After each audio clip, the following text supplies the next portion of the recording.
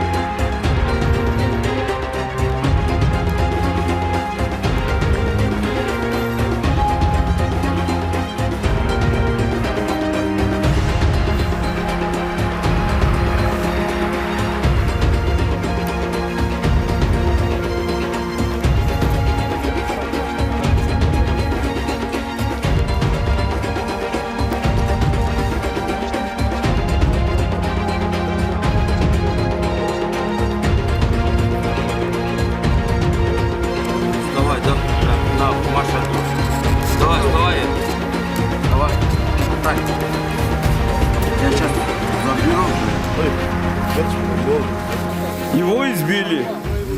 Вечер помнили, да?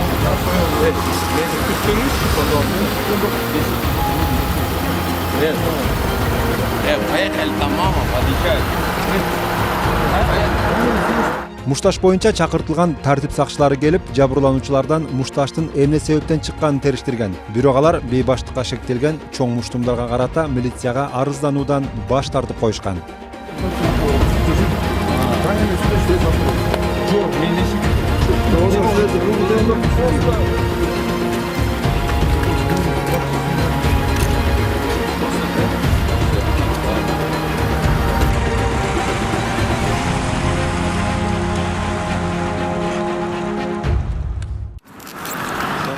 Siz çaldınız da.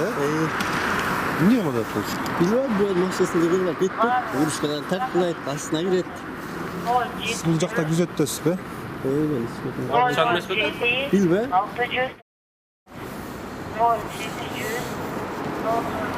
Güzel ait. Ait konu gitti.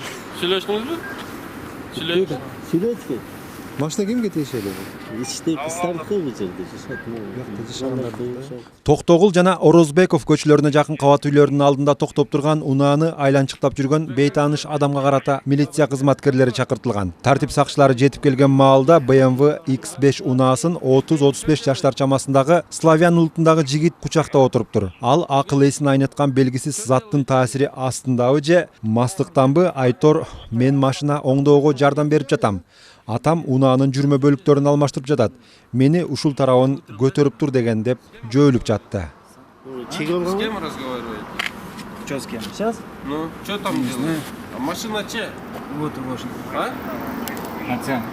Машина че? Отца я тебе же говорю. Отца? А где отец? Вот он стоит. Это не отец, это же машина. Вот стоит, который делает. Телефон вещь. Что делает? Вы где Не живете? знаю, где это как называется. Денис, да? Евгений. Евгений, где живете? На третьем этаже. А? На третьем этаже. Здесь, что ли? Да, здесь. Здесь живете? Yaşamayt bul. Bunlar şey etti. Вы где прописаны вообще? Ya yine stres. Евгений, Шоколуки. Соколука прописаны. Вам сколько лет? 23. 23? Ой, 32, Работаете может. где-нибудь? Нет пока. Пока нет. А что там держите? Машина. Машину? А почему? Потому не надо. Объясните, почему вы держите? А? Евгений? А что не поднять? Она же просто стоит машина. А?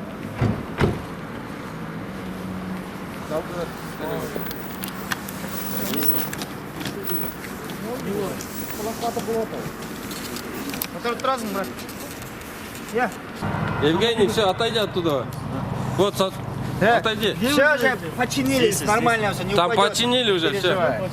Где живешь ты? Здесь на третьем. Сюда подойди, уважаемый. Здесь, стой. Как зовут тебя? На третьем этаже. Документы предоставьте, пожалуйста. Машина, чья машина? Отца. Отца? Что за машина? Ладно, все, колеса поставили? Все, как вместо Донкрата поднимал, да? Да. Все, хорошо. Документы есть у тебя? Что пил, что употреблял? 100 грамм. 100 грамм? Водка, да? В учете где состоишь? А? В учете где Нигде. состоишь? Нигде не состоишь? Клей не нюхал там? Спайс, Наркологический. карп. Только 100 грамм. Только 100 грамм. Фамилия, имя, отчество Давай. скажи. Климанов Евгений Владимирович. Чем не болеешь? Нет. Не, вот глаза заболели, вот это, как она? Кани. Алакай. Не навокаин. Сваркадан не olur, да? Не, вот как сварка, Да, только да, да. это, Как она? коньевит или как, что Коньевит. такое? Конъюнктивит. Да. И вот капли, когда капаешь, глаза капец. И все сразу, что накурился. Женатый? Так, Холостой? А сейчас где проживаешь в данный момент в городе? сейчас проживаю вот здесь. Не, здесь вот охранник говорит, вы здесь не живете. Да, я здесь не живу, как бы, прописан. Число какое, дата? Не помню даже. Тебе сколько лет? 32. Отец куда ушел? В смысле, куда ушел? Отец куда ушел? С тобой был же, да? Нет, его не было. Вы же вместе чинили машину. А, ну сейчас придет, наверное. Придет, да? Когда купили эту машину? Я не знаю даже. Знаешь, да? Сюда иди. Сюда иди. Сюда иди. Что так, доставим? Меткени астына кило жана антı көтөрүп астына килден билбей калат. Өзү менен сүйлөп атты, э? 15 жыл болду кетпейли. Siz çaldınız mı bize? Ооба мен чалдым. Вроде нормально, это претензия жоқ та бұл жақтан, да? Претензия жок bu жакта. Машина бойынша. Ооба. Претензия жок, кетпей что.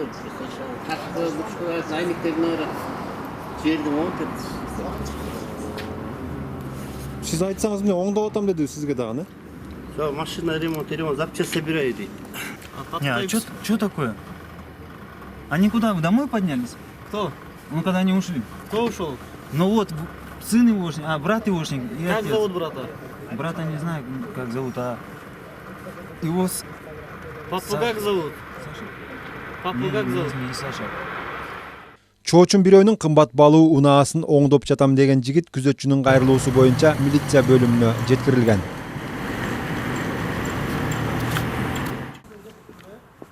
Тартип сакчылары Ак үйдүн короосунун түндүк чыгыш тарабындагы дарбазасына асылып, күзөтчүлөрдүн тынчын алган белгисиз адамды издеп жүрүшөт. Алар Ак үйгө канатташ жайгашкан эс алуу багын кыдырып жүрүшүп, дарактын түбүндө уктап жаткан жигитти табышкан. Буга чейинки маалыматта үстүндө кара куртка жана ак түстөгү шым кийген адам болчу деп айтылган эле.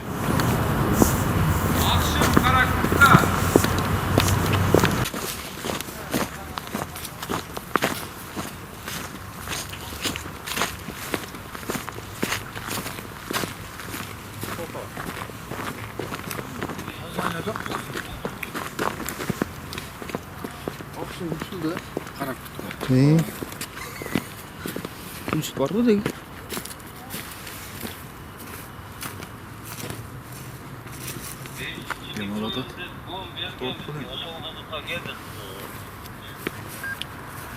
Такси сейчас доля?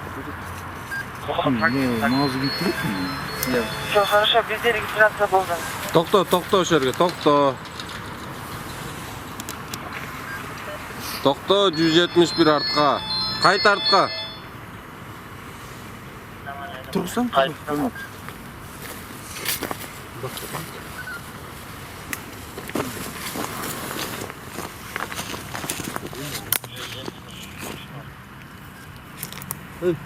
Не, қолым тауға жеткіреу.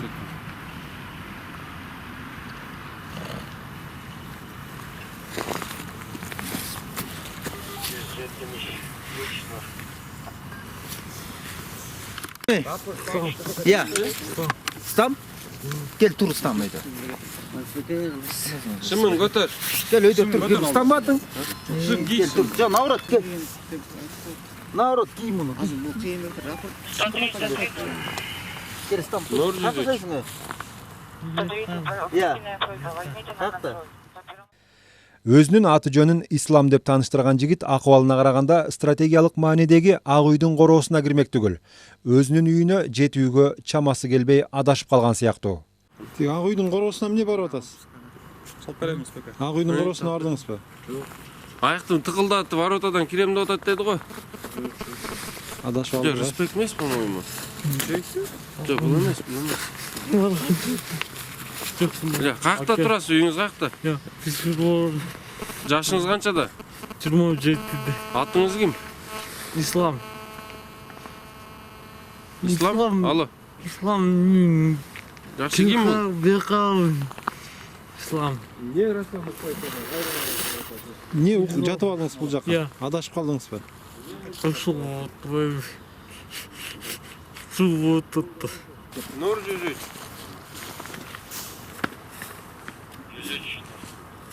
Машина салып барып турду. 170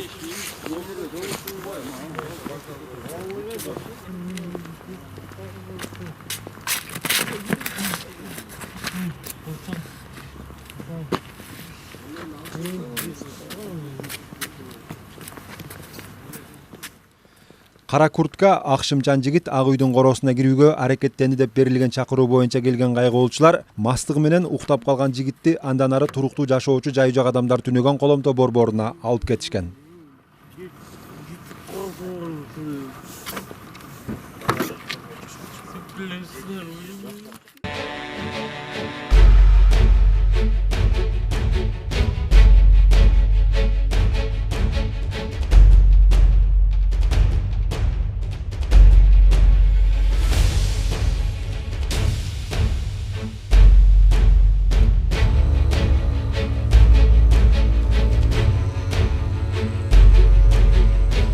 Түн ичинде Бишкектин көчөлөрүнөн эфир даярдап жүргөнүбүздө шаар тургундарынын бири биздин программага жүрүш турушу мас сыяктуу болуп байкалган айдоочу рулга отуруп өзүнүн унаасын башкарып кетүүгө камынып жаткандыгы тууралуу кабарлайт. Көп айткан дарек боюнча келгенибизде мастыкка шектелген айдоочу токтоп турган ордунан жылып, көчөнүн аркы бетине өтүп токтоп туруптур.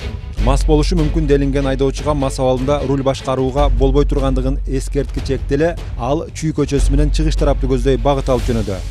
Кокус кызуу абалында кырсыкка кабылып калбасын деген ойдо дароо эле 102-ге чалып, жол кыймылынын коопсуздугун камсыздоочу тескөөчүлөрдү жөнөтүп коюусун өтүндүк.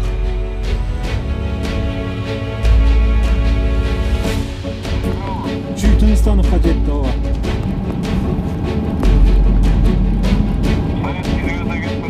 Советский көздөй Тыныстановдон өттү, Советский келип калды.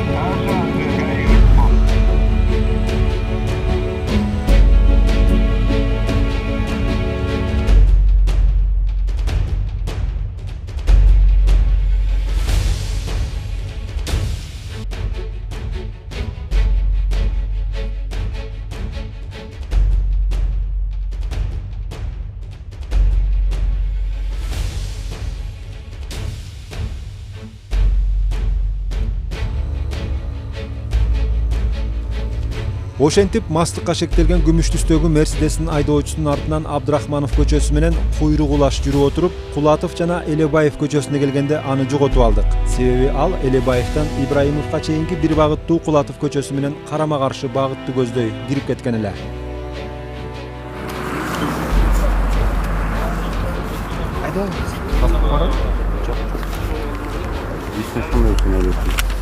Военный билет, мастыктын сүрөтү, Кийинчерээк 102 кызмат тарабынан жарыяланган издөө боюнча шаардык жол кыймылынын коопсуздугун камсыздоо башкармалыгынын кызматкерлери мастыкка шектелген айдоочуну Элебесов көчөсү менен бараткан маалда кармашыптыр.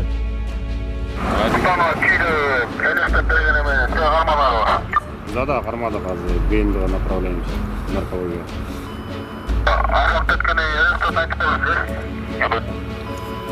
Ким? Кайрат? Хорошо, байланыштыр. Кайрат.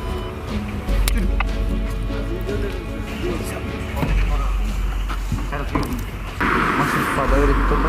Товарищ старшина. Sen dost. Bildiğin pasport alsın.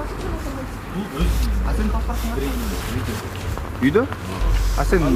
Sen үйүңө достук бар ошондо. Ал үйүнө Өзү же бир машина менен барып келбейм. үйгө Жүрөңүз, отура албайсызбы? Түшүп турабы? сиз азыр наркологияга барасыз. Сиз мас экениңизди, мас эмес экениңизди тастыктай берсеңиз биринчи очередь.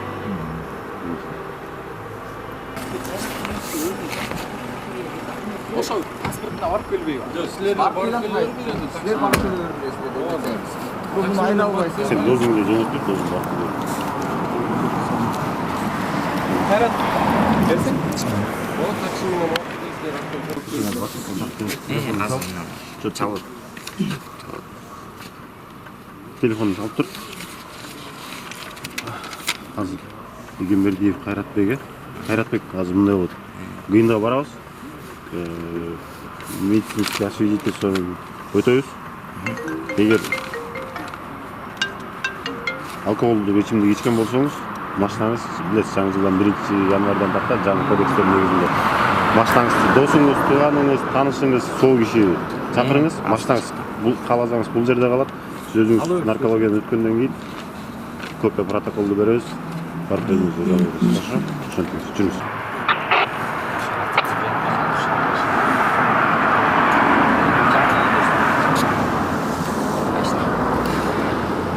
Сүрөткө тартып ушун жымактына жөнөтүп коюш. WhatsApp'tan. Белсенин жакшылык. Өзүң эле кел деп койчу. Инспекторларды уарага таштап кайдап көргөй. Телефон biraz өчүп тур, Кайрат. Кайрат. Машинаңызды таштайсызбы бул жерге? Же мен мага ишенесизби, айдап барып наркологиядан өтүп, ошол жерге таанышыңыз, ошол жерге келсин.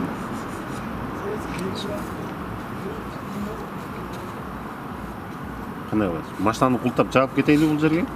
Же наркологияга айдайлы? 10-15 мүнөт эле келип калат. 15 мүнөттө анда жүрүңүз, наркология сиз өзүңүз биз машина менен барып өтүп келели жүрүңүз.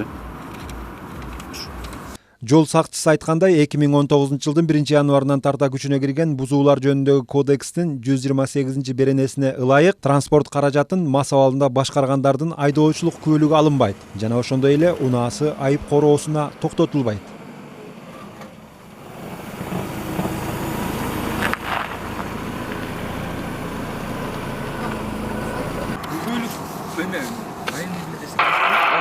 Кайрат. Ключуңуз, машинаңызды берге жылдырып четкере коюп коюңуз. Үйдөн чыккандарга тоскоол болуп жүрүңүз. Наркологияга биздин машина менен барып келиңиз. Жүрүңүз. Жүр, Кайрат. Бар эми убакыт арман эртерээк кет үйүңө барып. Азыр бирин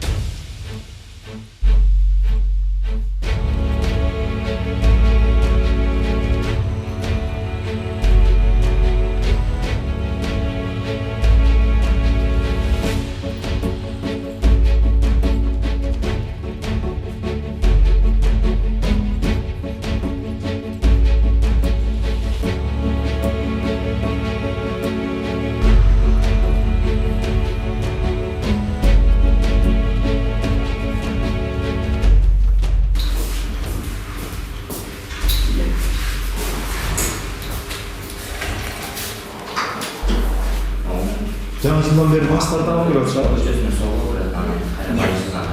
Такыр жок да. İşin altı ile. Suyun 6 oy alып келди.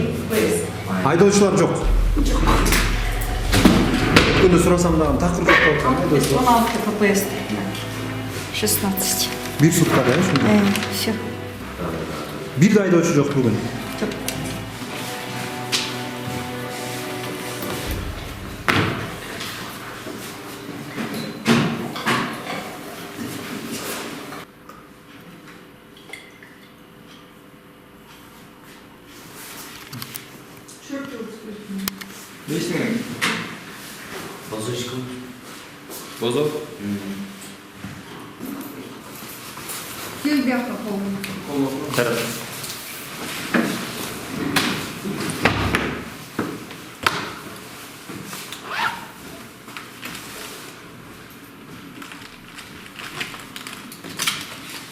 Эмбердиев Кайратбек экен, э?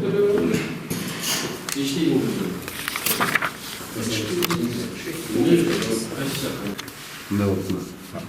Сенин бузуулар жөнүндө кодекске ылайык сага протокол түзүлдү. Протокол жаңы кодекстин негизинде 19 главасынын 128-беренесинин 1-бөлүмү менен управление транспортным средством, находящимся в состоянии алкогольного, наркотического или токсикоманического опьянения. Сага айыппул салынат, штраф 8 категорияда 17.500 сом айыппул салынат. Түшүндүңүз, А канча күн ичинде төлөш керек ошону? бир айдын ичинде. Бир айдын ичинде төлөп жатабыз. Пенсиясы туулган.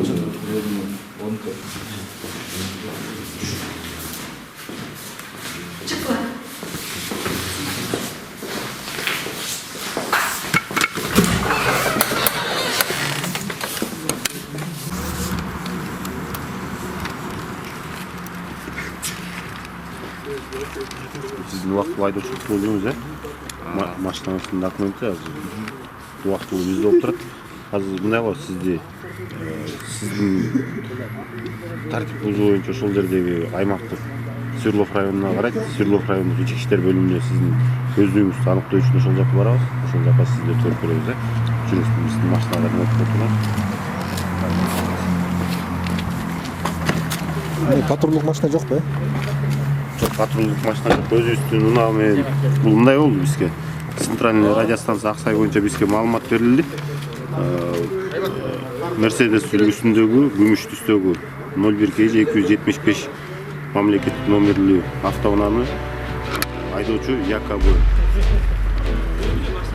мас абалында айдап жүрөт деген. Биз алынган маалымат боюнча Жибек жолу Элебесова көчөсүнөн бул машинаны байкап калып, артынан путем преследования менен барып, артынан светофордон токтотуп, айдоочусун наркологиялык бөлүмдөн чыгарттып, айдоочусу мас болуп чыкты.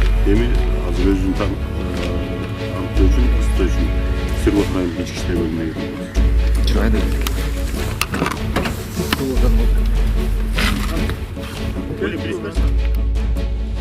Ошентип күмүш түстөгү Мерседести мас абалында башкарып жүрүшү мүмкүн деген шек менен күбөлөрдү жана инспекторлорду артынан ээрчиткен айдоочу наркологиялык борбордон спирт ичимдигин ичкендиги ырасталды. Эми ал 1 ай аралыгында суммасы 17.500 сомдук айыппулду мамлекеттин казынасына төлөп берүүгө мажбур.